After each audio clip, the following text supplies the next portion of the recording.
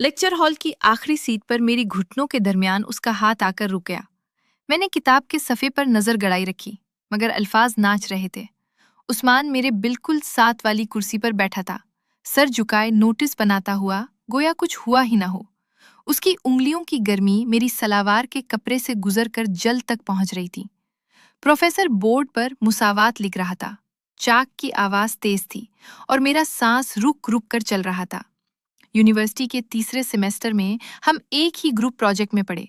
عثمان خاموش رہنے والا لڑکا تھا، آنکھیں نیچی، مسکراہٹ کم۔ میں زیادہ بولتی تھی، پہلے کینٹین میں میٹنگز، پھر لائبریری کے کونے، پھر کیمپس کے پرانے درخت کے نیچے۔ باتیں پڑھائی سے نکل کر رات کی نیند، گھر کی تنگنی اور مستقبل کے خوف تک پہنچ گئیں۔ ایک دن درخت کے نیچے بیٹھے بیٹھے اس نے میرا ہاتھ اپنے ہاتھ میں لے لیا، صرف اتنا۔ میں نے نہیں چھڑایا۔ اس کے بعد لیکچر ہال کی سیٹیں بدل دیں، ہم ہمیشہ آخر میں بیٹھتے۔ کبھی اس کا گھٹنا میرے گھٹنے سے چھوتا، کبھی میری کتاب اس کی طرف سرک جاتی۔ ایک دوپہر لائبریری کے سب سے پچھلے الماری والے حصے میں ہم اکیلے رہ گئے۔ عثمان نے میری کتاب بند کی اور میرا چہرہ دونوں ہاتھوں میں لیا۔ اس کا سانس میرے منہ کے اتنے قریب تھا کہ میں نے آنکھیں بند کر لی۔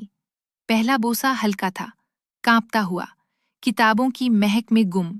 اس دن کے بعد کیمپس کے خالی کونے ہمارے ہو گئے، کبھی پرانی بلڈنگ کی چھت، کبھی سپورٹس گراؤنڈ کے پیچھے جھاڑیاں، کبھی شام کے وقت بند ہونے والی لائبریری کا ایک کٹا ہوا کمرہ۔ ایک شام جب بارش ہو رہی تھی اور سب بھاگ رہے تھے، ہم لائبریری کے اس کمرے میں رہ گئے۔ دروازے پر تالا نہیں تھا، صرف ایک پرانی کرک۔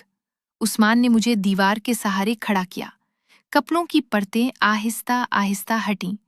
ہم نے ایک دوسرے کو اس شدت سے محسوس کیا کہ باہر برستے پانی کی آواز بھی دب گئی۔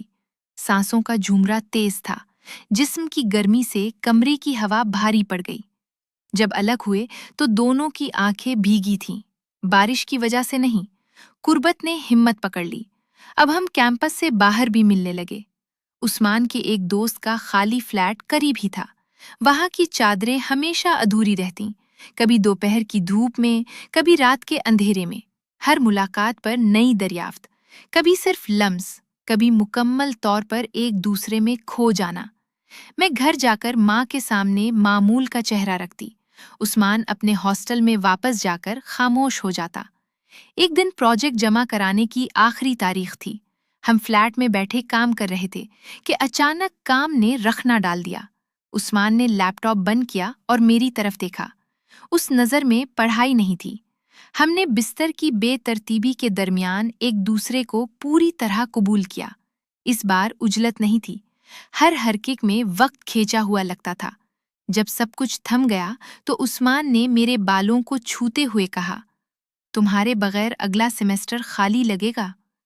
میں نے اس کے سینے پر کان رکھ دیا، دل کی دھڑکن تیز تھی۔ سیمیسٹر ختم ہوا، نتائج آئے۔ عثمان کے گھر والوں نے اسے دوسرے شہر کی یونیورسٹی میں ٹرانسفر کروا دیا، میڈیکل کی سیٹ۔ آخری ملاقات اسی فلیٹ میں ہوئی۔ ہم نے کپڑے نہیں اتارے، بس ایک دوسرے کے قریب لیٹے رہے۔ سانسوں کا میلاد اب الوداع بن چکا تھا۔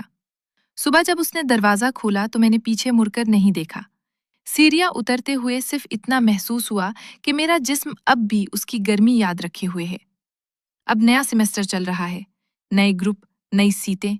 لیکچر ہال کی آخری کرسی اب خالی رہتی ہے، میں بیچ میں بیٹھتی ہوں۔ کبھی کبھار گھٹنوں کے درمیان ہوا کا سکون محسوس ہوتا ہے تو یاد آ جاتا ہے کہ کب وہاں کسی کا ہاتھ ہوتا تھا۔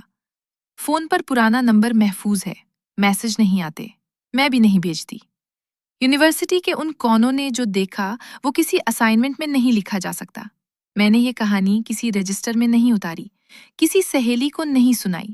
فیلو اور مزے، یہ الفاظ بہت ہلکے ہیں، حقیقت ان سے کہیں زیادہ وزن رکھتی تھی۔ میں نے جو محسوس کیا وہ صرف ان دیواروں اور درختوں کے علم میں ہے۔ اب میں خاموشی سے اگلا لیکچر سننے بیٹھ جاتی ہوں، کیونکہ کچھ ہاتھ صرف ایک سیمیسٹر کے لیے گھٹنوں کے درمیان آتے ہیں، پھر چلے جاتے ہیں، اور انسان پڑھائی جاری رکھتا ہے۔